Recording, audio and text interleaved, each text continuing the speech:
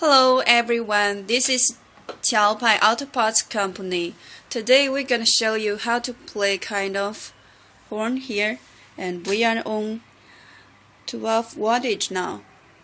Okay, let's go. This is a 3-sound horn with talking function. Firstly, put clasp on it, and next stick the 3M tape to clasp. Yes, it's two-side. And there also has the screw.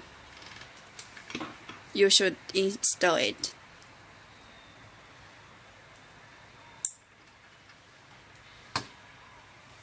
Now the red wire connects to positive pole and the black wire connects to negative pole. Now listen.